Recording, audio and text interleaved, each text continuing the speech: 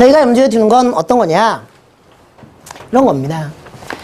주제 강의 유형별, 그러니까 요약이면 요약, 비교면 비판, 통계자료는 통계자료 분석에 맞게 답이 있고요. 그 답에 대한 논리적인 서술만을 채점합니다. 그럼 답이 틀리면 끝난 겁니다.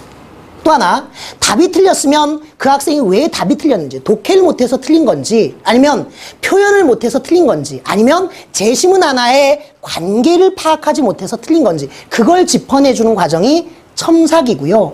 선생님 한 분이 한 학생에 대해서 서면 첨삭 10분에서 20분, 대면 첨삭 10분에서 20분, 한 30분에서 40분. 다시 쓰면 그 다시 쓰는 것까지 그런 거에 신경 쓰면서 한 30회 내지 40회 정도 하면 그 학생은 놀랍게도 상위 5% 내지 10% 안에 들어간다고 말씀드릴 수 있습니다. 좀 더 가볼게요. 마지막으로 저희 연간 교재하고 프로그램을 좀 했는데 4단계라고 얘기해서 거창한 듯 보이는데요. 책으로 한번 말씀드려 보면요. 요 두 권의 책이 저희 주제별 수업하고 유형별 수업입니다. 주제별하고 책 장사 같죠? 죄송합니다. 여기서는 뭘 다루냐면요. 주제는 보통 정치, 경제, 사회, 문화 혹은 철학, 인문 철학과 관련된 비문학 제시문이라고 생각하면 안 됩니다. 대학의 기출문제들을 쪼개서요. 거기에 요약이나 비교나 비판을 주로 공부하게 됩니다. 근데 3월부터는요. 올해 이제 2월 말 3월부터는 대학이 가장 잘 내는 게 요약해봐라. 너 글 읽었니?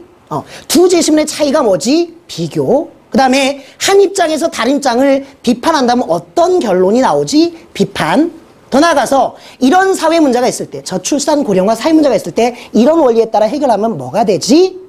대안 제시 혹은 문제 해결. 마지막으로 최근에 대세입니다. 통계자료 분석형 문제까지 단계별로 풀어드리게 됩니다. 그리고 그 훈련을 하는 거죠. 다분히 기능적입니다. 그 다음 여름방학쯤 되면요. 이제 무엇을 해야 되느냐?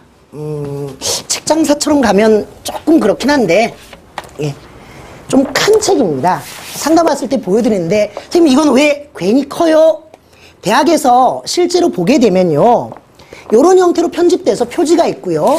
그 다음에 실제 구체적으로 이 정도가 나오게 됩니다. 대학 실전처럼 써야 되겠죠.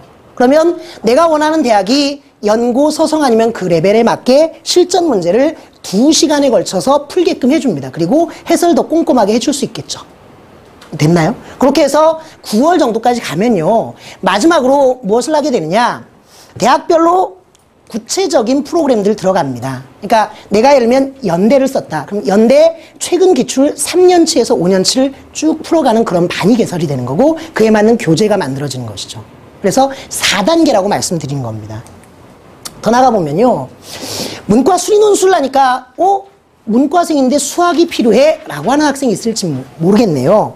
보면 고려대 문과 전체 지원 학생, 그 다음에 한양대 상경계열, 중앙대 상경계열, 경희대 사회상경계열, 건국대 상경 혹은 경상계열, 숭실대 경상계열에서는 수리논술 문제가 50점에서 한 25점 혹은 20점 정도 차지하게 됩니다. 그러면 문과 논술만 하는 것 아니냐?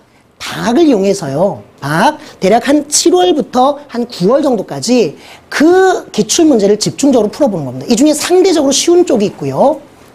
중앙대나 경희대가 상대적으로 쉬운 쪽, 그 다음 난이도가 좀 높은 쪽이 한양대가 난이도가 대단히 높습니다. 옛날 서울대 구술면접 수준의 난이도를 갖고 있고요.